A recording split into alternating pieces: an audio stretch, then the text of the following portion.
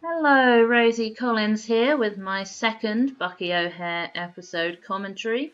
As I promised at the end of my The Corsair Canards commentary, it's the other Deadeye episode, The Warriors. It's quite difficult, maybe even impossible, to reconcile those two different backstories of Deadeye. If he's been a Corsair Canard space pirate all his life, as I think is very much implied in the Corsair Canards, when has he been on Canopus 3, befriending, getting to know Kamikaze Camo the Ninja Duck? I don't know. I suppose it isn't impossible, and if anybody really wanted to think about it and make up the story of how he has had both those backgrounds, they could do so, but let's not worry about that anymore. Different writer from the Corsair Canard, George Arthur Bloom here rather than Christy Marks. And George Arthur Bloom, I think, forgets that Deadeye has got only one eye. There are two lines that suggest Deadeye himself has forgotten this. I must try to point those out in the right place. It's not obvious for quite a few minutes that this is going to be a Deadeye episode. What do we have here? The toads forcing these mammals to mine precious crystals for them. Here's Fricks worrying about the double helix, and it is only Fricks. Frax doesn't seem to have anything to say about it. So it's right that it's Fricks who wants to do something a bit risky later on. Irony has to have him be kind of hypocritical, having been the one to say that double helix is a very dangerous maneuver. Be the one, that was him again, worrying about it.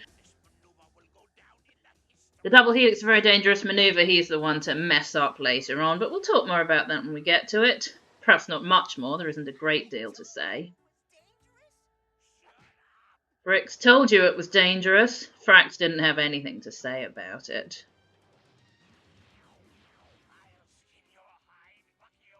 These mammals, some sort of rodenty things, are taking advantage of the confusion.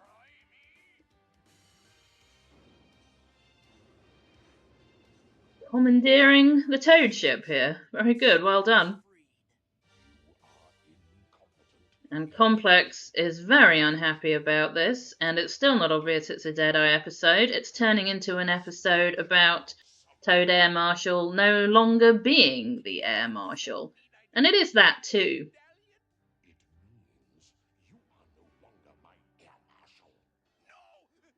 As you probably know if you're a Bucky O'Hare fan, Fricks and Frax are going to be Air Marshal for the episode.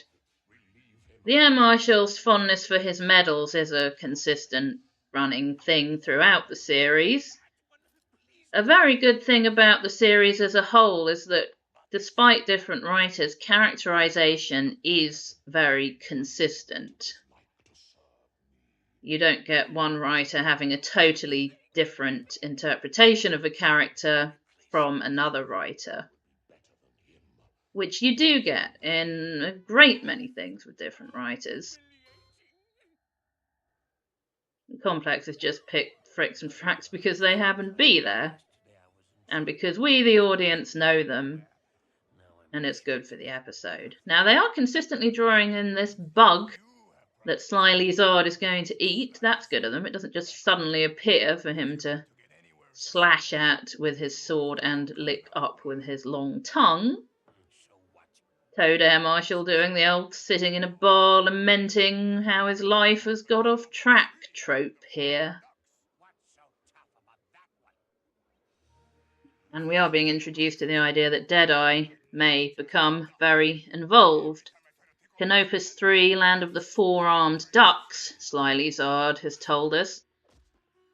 I suspect that contributes to the idea that there are also two armed ducks in the Aniverse. I decried that idea on my last commentary, I don't think it was meant. I don't think that to specify 4-armed ducks implies that there are also 2-armed ducks, and I also said, look at these 2-armed ducks in the animation here. I think that's mistakes by the animators. Well, if you see any 2-armed ducks on Canopus 3, that's got to be a mistake, hasn't it? Let's keep our eyes peeled, or if you're like Deadeye, and me actually, our eye peeled. We really will have to watch very carefully to see some 2-armed ducks on Canopus 3. I like how Toad Air Marshal describes Willy here as some kind of weird mammal. There aren't many acknowledgements beyond the first kind of 3-parter that Willy is an animal that no one in the Aniverse is familiar with. Hairless baboon is the nearest anyone can get to it. I started to speak last time about the friendship between Deadeye and Willy. Look how desperate Deadeye is to try and save Willy from this. Getting grabbed by a grabber there, like the toy manufacturers wanted us to do with the double bubble. Ping out those claws and they're on elastic and they can grab someone. They never do that in the show. Just in the opening music, where they demonstrate how you can use the toy. The righteous indignation was damaged earlier, but Deadeye now is so much Willy's friend that he's going to borrow that one-man cruiser that just happened to be there, that was handy, and go and get his old friend Kamikaze Camo to help. Of course, Deadeye knows that a ninja is the best thing for these samurai lizards. All consistently 4-armed ninja ducks here. It's going to be a while before we see those 2-armed ducks I promised, and they will flash before your eyes and you probably won't even notice, and that's probably what the animators were banking on. So, should I forget to point them out, keep an eye open. Maybe you'll spot them yourself. I started to say last time, and I started to say this time, what a wonderful friendship Deadeye and Willy have. I said last commentary, Deadeye's the best friend Willy has made in the Aniverse. Arguably, very arguably, he's the best friend he's made in either universe. Another day, I think I probably will do a commentary on an episode which is partially set on Earth. This one isn't. I wonder if George Arthur Bloom knew that Willy was not trapped in the Aniverse. There's nothing to specifically suggest that he didn't, but also nothing about Willy going home either. That Ninja Duck spaceship there was a toy design for that. And Kamikaze Camo, I believe. I think I'd have liked to buy those and play with the Deadeye and the Kamikaze figure in that spaceship, but didn't happen. Now, in our universe, ducks can fly. Deadeye is rather horrified by the idea, and he's going to say, "This one's for you, Willy." And I still haven't really finished making that point about the friendship between them. I said last time... crash landing there. I said last time that Deadeye's relationship with Willy has probably got a lot to do with why I like him, meaning why I like Deadeye. I like Willy as well, and I like the two of them as a pair. And as I also said on my last commentary, Willy is our perspective. He's the character that we relate to. So for Deadeye to be so fond of him and so much on his side probably helps me to like Deadeye. I don't know about anybody else. In Teenage Mutant Ninja Turtles, they used to cut in this country Michelangelo using his nunchucks. But no one was worried about us copying Kamikaze Camo and hurting ourselves with our toy nunchucks. They don't like to have too much violence in these cartoons. Knocking some heads together there, stepping on a tail. There's a certain amount of kicking going on later, shooting but missing, disarming each other. I'll come back to that, but let's listen to this. Where's Willie, you lily-livered reptile? Where is he? That is, from Scott McNeil, the most impassioned one of those "where's" whoever it is I have ever heard. I love that. Brilliant. Fantastic delivery by Scott McNeil, and backs up what I've been saying about how much Deadeye loves Willie. I was talking about the violence. Yeah, they don't like to show too much, and they will never punch each other. I didn't mention this explosive on the Righteous Indignation earlier. I was busy talking about something else. I can't remember what. Of course, threatening Willie with things against himself doesn't work. You have to threaten his friends, because Willie's such a good guy, such a noble, altruistic kind of person. Let's listen to this as well in a moment when he gets his candy out. Let's listen to Toad Air Marshal here, just for a laugh. Cherry, it's good. That always cracks me up, and especially my brother Jake. He loves that line. So the "Where's Willie" line is the best bit in terms of the drama of the episode. That cherry bit is the best in terms of comedy. And Jake and I do sometimes reference that. Cherry drink, cherry candy. Toad Air Marshal would like that, wouldn't he? That cherry hand wash you could get. I got him to smell and said, "Do you think Toad Air Marshal would like this?" And he said, "Oh, it might be a bit synthetic." That samurai spaceship was also intended as a toy. And around here is where Deadeye says they don't call me Deadeye for nothing. And I forgot the earlier one. He said to Kamikaze Camo, "You be a sight for these old eyes." So he's forgotten one of the two reasons people call him Deadeye, and he says "these old eyes" instead of "this old eye." So there's my evidence for the point I was making earlier.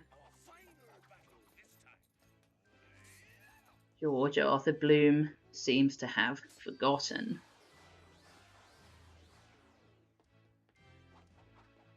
Those ninja stars from that bit earlier, that "Where's Willie, you lily-livered reptile" bit, we have to assume is laced with some sort of paralytic drug. Deadeye's answer to everything is to shoot, even when the spaceship's well out of range, and it's not going to get much damage from those couple of blasters, is it? For the second time, Sly Lizard is about to break his word. Thorian, where the samurai lizards live, doesn't sound like a very ethical planet. You have to conquer another world. Every single samurai has to do that to be taken seriously. Sounds like they're almost as bad as the toads, but Sly Lizard, Deadeye was right earlier, is the worst. Because he's breaking his word twice in this episode, and it's very well established. A samurai's word is his bond, and even these jerks keep their word. There we see him crossing his fingers, just to be clear. He's not going to keep that promise. What an absolute arse. And there's some lovely animation on his eyes there. His sneaky lizard eyes. Lizards aren't sneaky in our universe, but they have the kind of face that lends itself to good, sneaky, evil animation. I was saying something similar about crocodiles and alligators last time when I spoke about Al Negator. He's not in this episode, of course, but that's okay. It's still a great episode. I love it very much.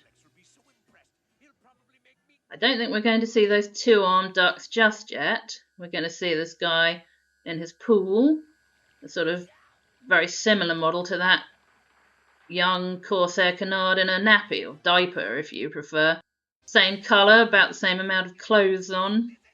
Probably went back to that model to design the swimming pool duck there. I think, in fact, that may have been, they don't call me Deadeye for nothing. But anyway, point made a bit earlier.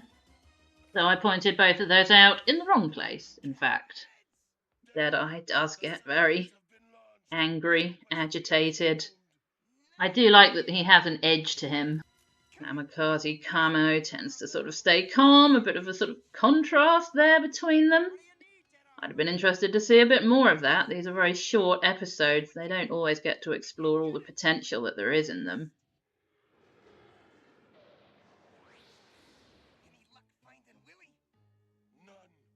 And now we're worrying about those evaporation satellites. It's a good idea. Evaporate all the water on Canopus 3 if you're into that kind of thing. But here's Fricks wanting to dump the spaceship right on the righteous indignation. Frax is the one who thinks it's not a good idea. And this exchange has always helped me to remember which is Fricks and which is Frax. I think to myself, or say to myself, remember the double helix? Relax, Frax, this is nothing like the double helix.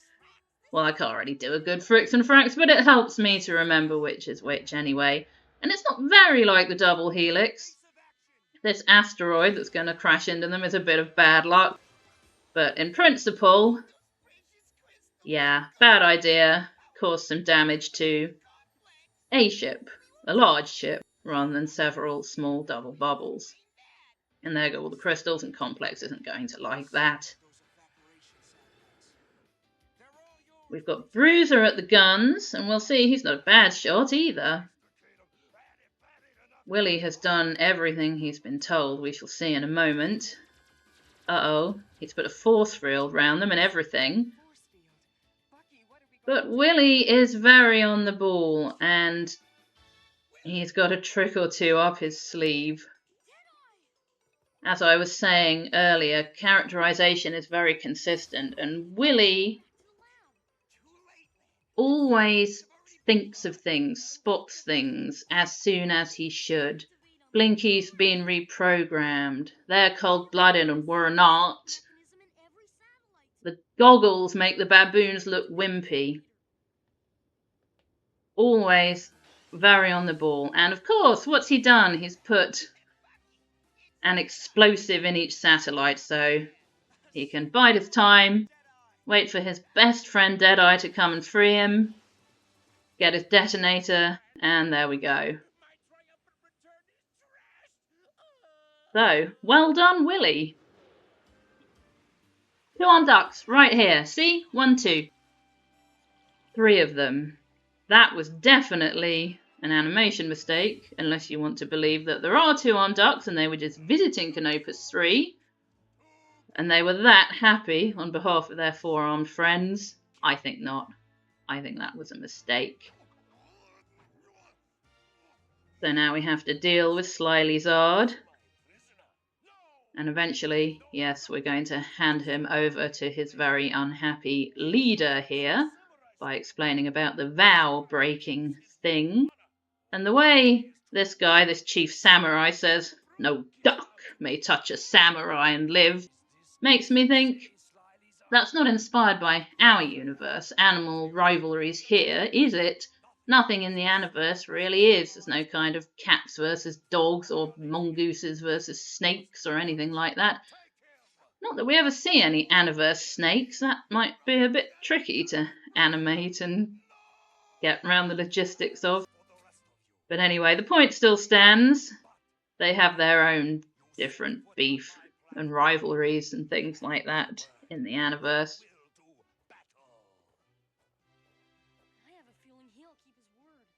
Well, he has a feeling he'll keep his word, that if they ever set foot on his planet again, bad things will happen. What a hypocrite. He's encouraging other samurai to conquer other worlds, and he doesn't want anyone, or is it just ducks? Or is it anyone in general and ducks in particular he doesn't want on his planet? So Toad Air Marshal comes crawling back with nothing to show for his time away. He's just going to plead with Complex to take him back. Even as a lowly Storm Toad. But that would never work because he's the wrong shape for the helmet. No, it's fine. You're only the right shape to be Air Marshal. And we are going to restore the status quo. Fricks and Fracks have also been disgraced, as we saw earlier. And once again, Complex is replacing them with the first person he sees. So, a bit of lucky timing there, Toad Air Marshal. And we're finishing up with just a confirmation. All those other mammals that they got, they were a different species, weren't they? Have also escaped. They're being forced to do this manual labour, try and get some more crystals, and the Air Marshal's coming to join them. I wonder if anyone's flying around space with some sort of trawler trying to retrieve the crystals that went flying off. So again, that was an episode I love really, really a lot because it's a Deadeye episode. And 2 out of 13 episodes for one character isn't bad. Bruiser gets 2. Bye Bye Berserker Baboon and The Search for Bruce. Anyone else really just gets the 1 on the Blink, The Artificers of Aldebaran.